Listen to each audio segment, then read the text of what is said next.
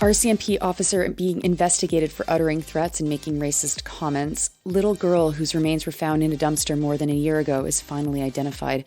Toxic drug deaths spike in Alberta. Man shot and killed inside an emergency room in British Columbia.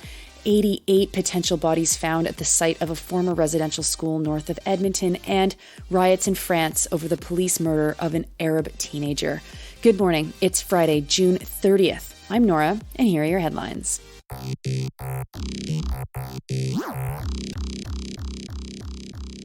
First, we start in Winnipeg this morning, where an RCMP officer has been accused of uttering threats and using what the Winnipeg Free Press calls quote-unquote racial comments.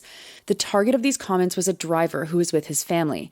The story in the Winnipeg Free Press doesn't make a ton of sense, but here's what they say happened. Quote, a driver who was traveling with his family reported seeing another vehicle's driver brake behind him, roll down his window, and then utter threats and make quote-unquote racial comments before driving off.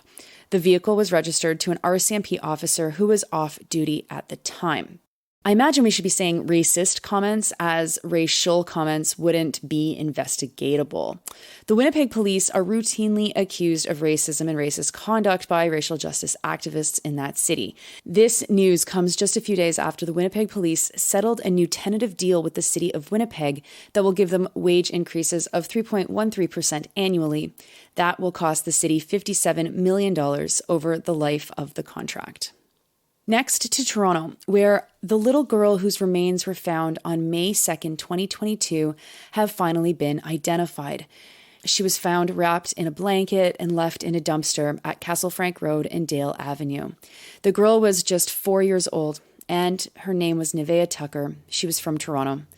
The Toronto Police press release fails to offer much new information. Despite how long ago her body was found, they seemingly haven't advanced at all in their investigation related to cause of death. They don't say how they believe she died, though they do say that it could have happened as early as summer or fall of 2021.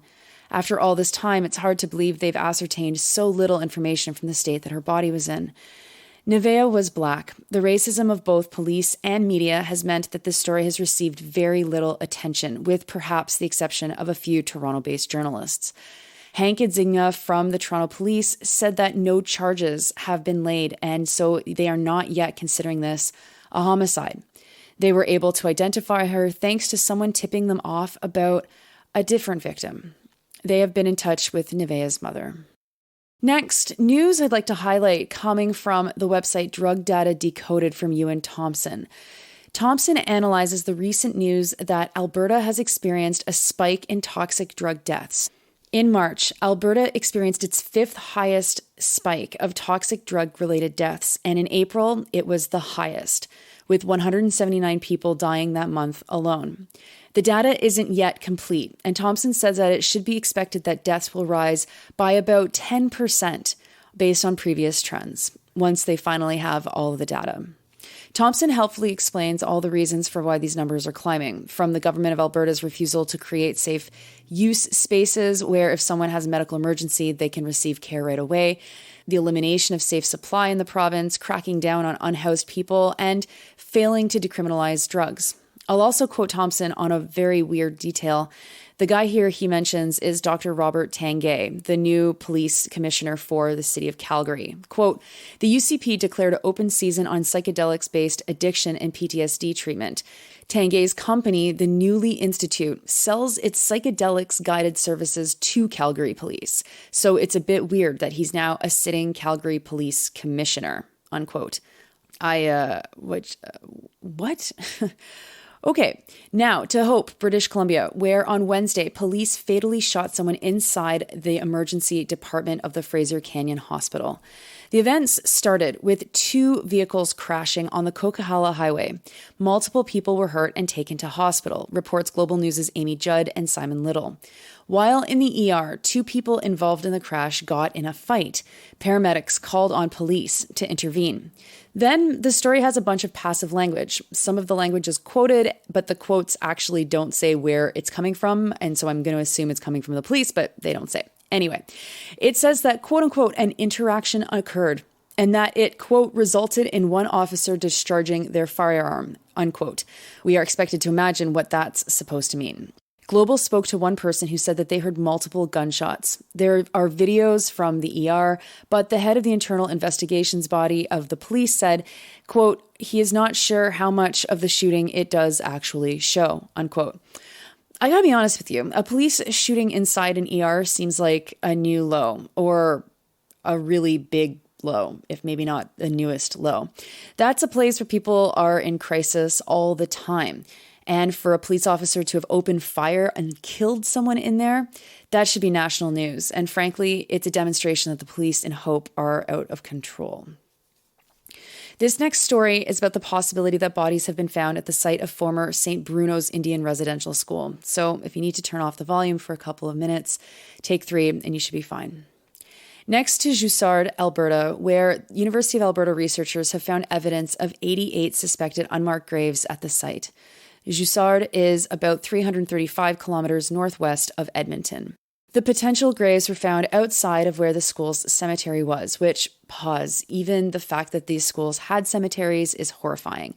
I never went to a school that had a cemetery as part of it. But even still, the areas were identified by ground-penetrating radar led by survivors of the school. Finding evidence through ground-penetrating radar is only a first step. More than 1,100 people gathered at Joussard on Saturday for a blanket ceremony, reports Ratika Dubé from the Canadian Press.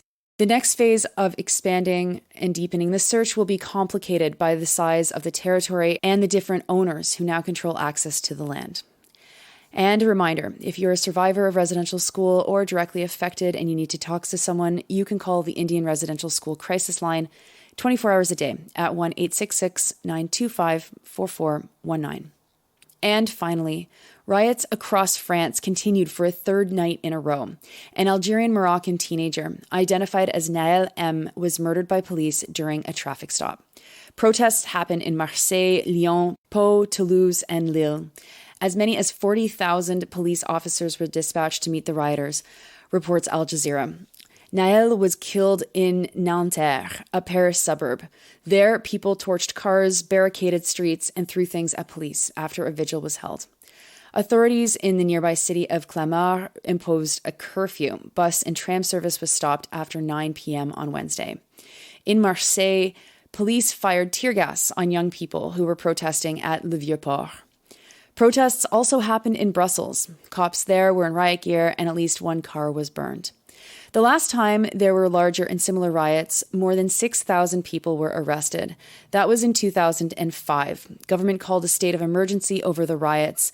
It all was sparked when 2 people took cover in a power substation to hide from police, where they were electrocuted. In the suburb that it happened, Clichy-sous-Bois, riots started and then spread to the rest of France.